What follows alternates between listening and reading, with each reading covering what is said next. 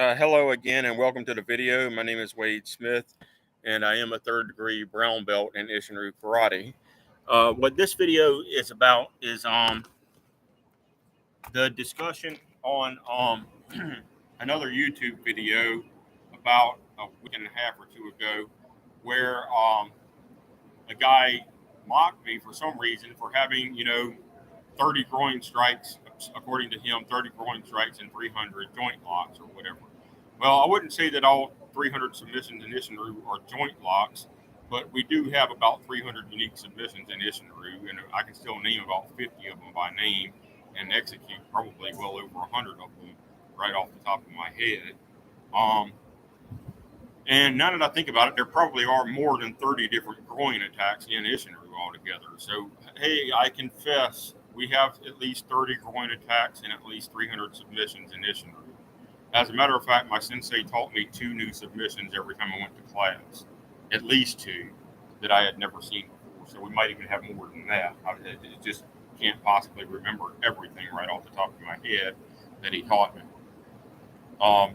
But one thing I can be sure, Bruce Lee, I would agree that he would rather you have one kick that you practice 10,000 times than say 10,000 kicks or something of that nature that you've only practiced once each.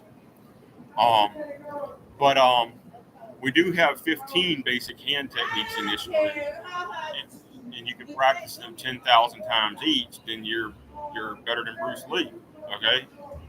And there's no telling how many thousand front thrust kicks I've thrown in my life, especially in advanced cardio kickboxing class where we would knee strike and roundhouse and front thrust kick the bag so many times per hour.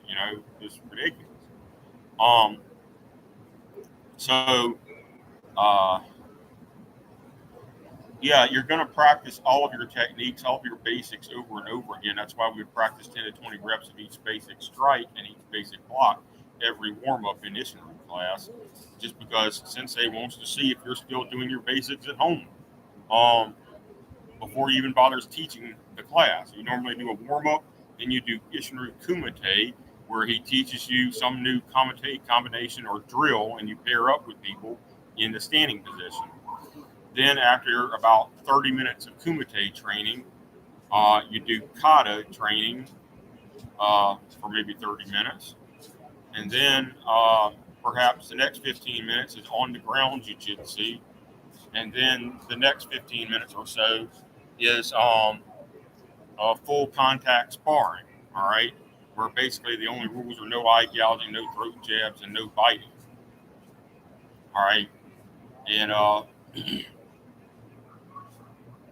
when you get good enough, like I was while I was testing for my black belt, which I never had time to finish the testing because I had to quit for college. But when you get good enough, Sensei starts putting you against 2 brown and black belts simultaneously, and you have to defend yourself against them and hopefully defeat them. All right. So,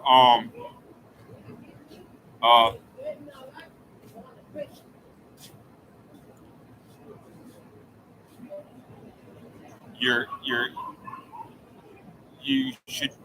Bruce Lee had that right. Generally, the fewer techniques that you're perfect at is good. So that's why there's so much focus on the basics, that you're going to do your basics every single class, no matter what. You don't need to know as much as possible about every other technique that exists. I mean, what if the only thing you actually did was teach 10,000 reps of 1 or 2 kicks? Nobody would go to karate class. They'd just stay at home. All right. So they got to teach you something that new at karate class every day. All right. So, all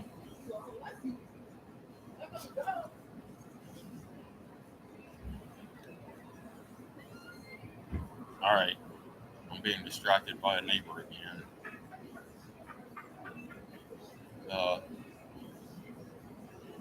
So anyway, if you have 15 hand strikes and I think it's 9 basic kicks, and you practice all 24 of those techniques 10,000 times each, then I guess you're 24 times better than Bruce Lee because he thought you only needed 1 kick 10,000 times.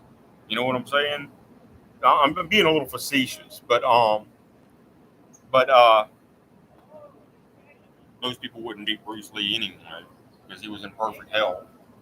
All right, but anyway, I'm just being a little facetious about it. Practice all of your basics 10,000 times each, and then there won't be a problem. That's my point.